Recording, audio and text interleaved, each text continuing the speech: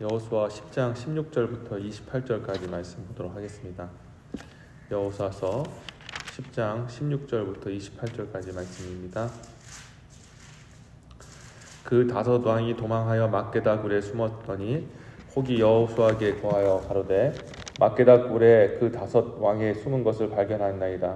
여호수아 가로되 굴 어귀에 큰 돌을 굴려 막고 사람을 그 곁에 두어 그들을 지키게 하고 너희는 지체 말고 너희 대적 뒤를 따라가 그 후군을 쳐서 그들로 자기들의 성읍에 들어가지 못하게 하라.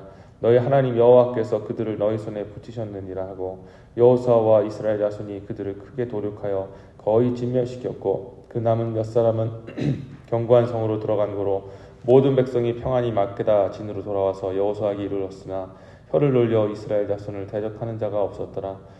때에 여호수아가 가로되 굴 어귀를 열고 그 굴에서 그 다섯 왕을 내게로 끌어내라 하매 그들이 그대로 하여 그 다섯 왕 곧 예루살렘 왕과 헤브론 왕과 아르뭇 왕과 라기스 왕과 에글론 왕을 굴에서 그에게 끌어내니라.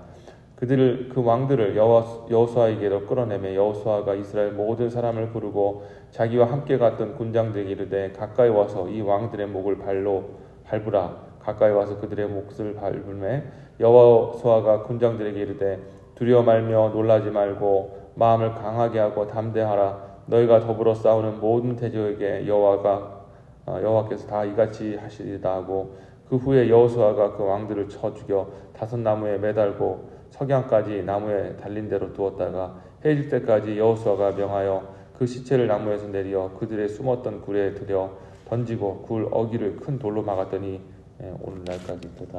아멘. 여기까지 말겠습니다. 자, 오늘은 두려워 말고 놀라지 말라 제목으로 말씀 전하겠습니다.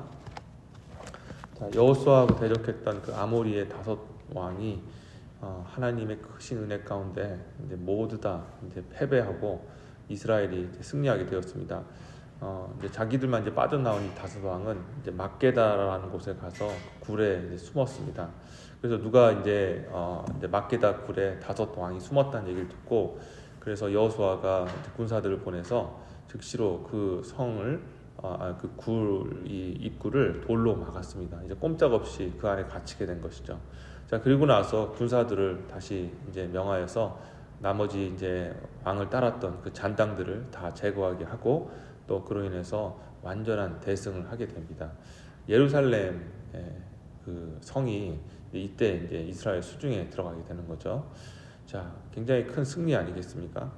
자, 그래서 이제 여호수아가 이제 모든 이제 전쟁 승리하고 이제 도망간 다섯 왕들을 처리하기 위해서 이제 굴 문을 다시 열고 이제 아모리 다섯 왕을 끌어낸 다음에 어떻게 이스라엘 백성들에게 명했냐면 너희는 그들에게 가서 발로 그들의 목을 밟으라라고 이야기를 합니다. 자, 그리고 나서 여호수아가 두려워 말고 또 놀라지 말고 마음을 강하고 담대히 하라라고 그렇게 이스라엘 백성들에게 얘기합니다. 그 왕들을 여호수아에게 끌어내매 여호수아가 이스라엘 모든 사람을 부르고 자기와 함께 갔던 군장들에게 이르되 가까이 와서 이 왕들의 몫을 밟으라. 가까이 와서 그들의 몫을 밟으매 여호수아가 군장들에게 이르되 두려워 말며 놀라지 말며 마음을 강하게 하고 담대히 하라. 너희가 더불어 싸우는 모든 대적에게 여호와께서 다 이같이 하시리라 하고라고 기록되어 있습니다. 자, 하나님께서 여호수아를 통해서 감동하게 하사 여호수아가 이제 그 백성의 군장들로 이제 장군들이겠죠. 와서 이들을 이제 결박해 놓고 다 쓰러뜨린 다음에 목을 밟았습니다. 목을 밟았다라는 것은 완전히 그냥 제압했다라는 그런 뜻을 가지고 있죠. 자, 그런데 우리가 이제 저도 이 말씀을 묵상하면서 왜 이렇게까지 그냥 수치를 줄까라는 그런 생각을 좀 했습니다. 깔끔하게 어차피 뭐 적군이니까 죽기 아니면 살기 이제 이런 상황 속에서 칼 가지고 싸웠겠는데 잡았다면 그리고 처형을 해야 된다면 그 사람이 고통받지 않게 그냥 칼로 아니면 뭐 다른 방법으로 빨리 숨통을 끊어야 서로에게 유익이 되지 않을까라는 생각이 좀 들었는데 왜 굳이 목을 밟게 하고 어차피 죽일 건데 왜 사람을 그렇게 좀 비참하게 만들까라는 그런 생각도 좀 해보게 되었습니다. 근데 이것은 다 의미가 있는 것이죠. 구약에 나타난 그런 일들, 뭐 전쟁해서, 물론 전쟁하면 우리가 전쟁의 참상을 잘 몰라서 그렇지, 전쟁터에 가면은 정말 내가 죽느냐 사느냐 문제이기 때문에 그 어떤 착한 사람도 전쟁터에 가면은 내가 살기 위해서 총 방아쇠를 당길 수밖에 없고, 그렇게 잔인한 그런 살해 현장이 나타날 수밖에 없는 것입니다. 그것은 뭐 고대나 지금이나 다 똑같습니다. 자, 그런데 이제 이런 전쟁들 보면서 우리가 왜 이렇게 이스라엘 백성들이, 또 특별히 하나님께서 이스라엘 백성들에게 땅을 주실 때 이렇게 잔인하게 그냥 가서 강하게 밀어붙이고 그냥 너희들 나가라고 그냥 보내면 되는데 왜 이렇게 죽이고 뭐 그렇게 불태우고 이런 일들을 하게 하셨을까라는 생각을 해보면 지금 오늘날 입장에서 보면 참 이해가 되지 않습니다. 그러니까 하나님을 오해하시는 분들이 많이 있어요. 하나님은 잔인한 하나님이다.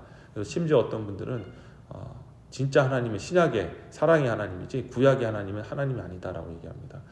근데 이건 잘못된 생각이죠. 왜 그렇게 하셨냐면 그것이 바로 이 이스라엘 역사를 통해 나타나는 그 모든 일들이 다 영적인 의미를 하나님께서 내포하고 육신의 그 이스라엘, 육적인 이스라엘 백성들의 그런 역사와 삶을 통하여서 영적 세계의 질서가 어떠한지를 보여주기 위해서 이제 그렇게 하신 것이죠.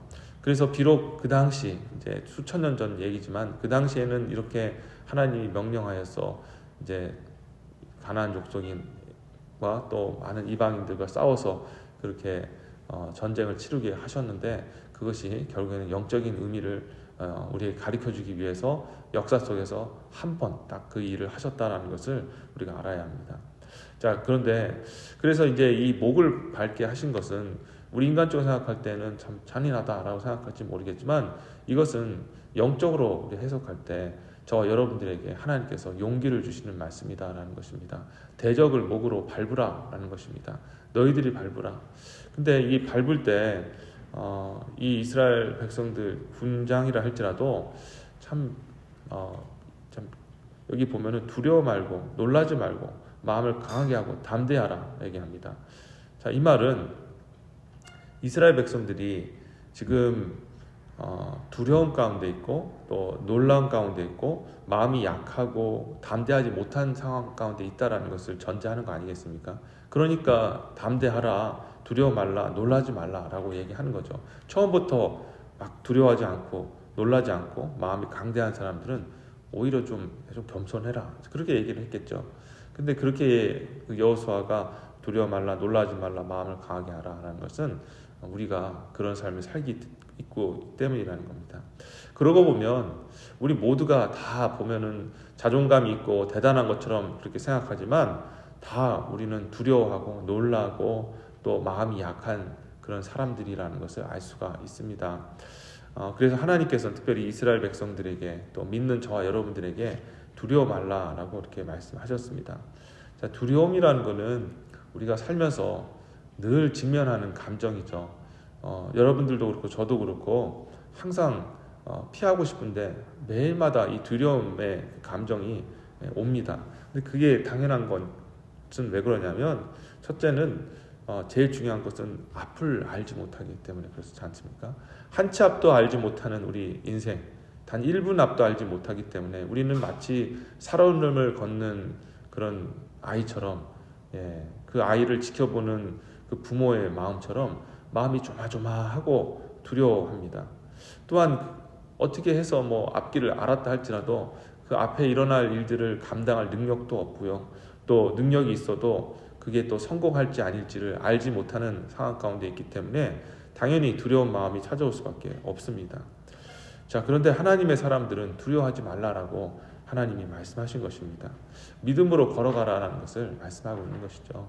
우리 하나님께서 우리에게 특별히 기록된 말씀으로 그 말씀을 너희가 믿으라, 말씀에 순종하라 라고 하신 것은 우리로 두려워하지 말라라는 것을 말씀하고 있는 것입니다. 왜냐하면 하나님의 말씀은 기록된 말씀이기 때문에 이 말씀은 반드시 이루어지는 말씀입니다. 하나님이 누구십니까? 알파요 오메가요, 처음이자 나중이요, 또 시작과 끝이 없으신 그냥 존재 그 자체이십니다.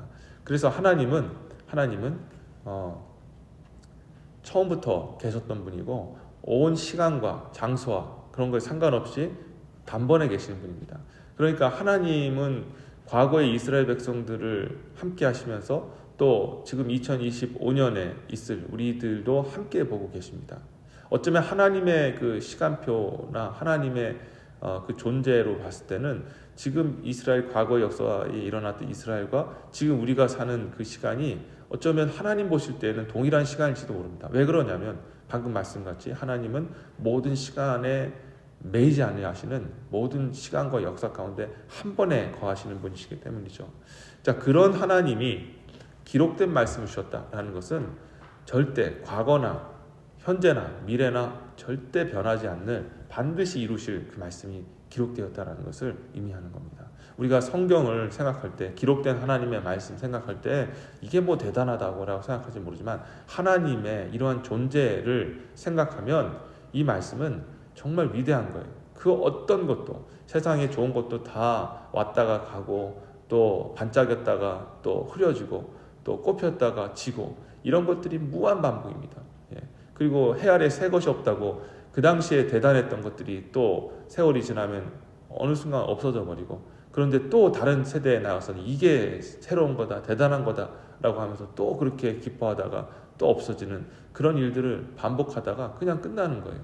그런데 하나님은 처음부터 완전히 그 모든 인간 역사의 통으로 계신 분이시기 때문에 그가 기록하셨다 그 말씀을 통해서 우리에게 주셨다 변함없는 말씀이셨다 그러면 그 말씀은 반드시 이루어질 줄 믿습니다. 그래서 우리가 믿음으로 살면 승리하게 되어 있어요. 하나님께서 너희가 이렇게 살면 내가 이렇게 하리라 라고 약속하신 것들이 있지 않습니까? 그 약속을 믿으라는 거예요. 그래서 그 약속을 믿고 하나님 그렇게 될 줄 믿습니다 하면 주님이 그렇게 하시는 겁니다. 그게 바로 우리가 두려움을 이길 수 있는 방법이에요. 잘 모르겠다. 인생 잘 모르겠다. 어떻게 하는지 모르겠다. 그러면 내 인생 내가 살지 말고 하나님의 말씀에 내 인생을 맡겨보시라는 거예요. 우리가 물을 타야 되지 않습니까? 강가에서 내려가려면 몸을 던져야 그 흐름에 따라서 내가 강가를 타서 이렇게 또 원하는 곳으로 갈 수 있는 것처럼 우리가 우리 인생을 잘 모르겠다. 내가 걸어가는 인생 나도 잘 모르겠다. 두렵다. 그러면 우리의 인생을 하나님의 말씀에 맞추는 거죠. 그러면 그 말씀대로 살아가다 보면 반드시 그 말씀대로 이루어지고 역사가 되어지는 그런 분명한 앞이 선명한 길을 갈 수 있게 되는 것입니다. 여러분 그래서 첫 번째로 여러분 두려워하지 마십시오. 기록된 하나님의 말씀이 계시며 그 말씀으로 역사하시는 성령이 우리와 함께 계시기에 반드시 말씀으로 순종하는 자는 승리하게 되는 줄 믿으시기를 축원합니다. 자, 한 가지만 더 보겠습니다. 우리는 또 놀라지 말아야 합니다. 자, 놀람도 또 언제 놀라냐? 이 놀람은 생각지 못한 일들이 벌어질 때 놀라죠.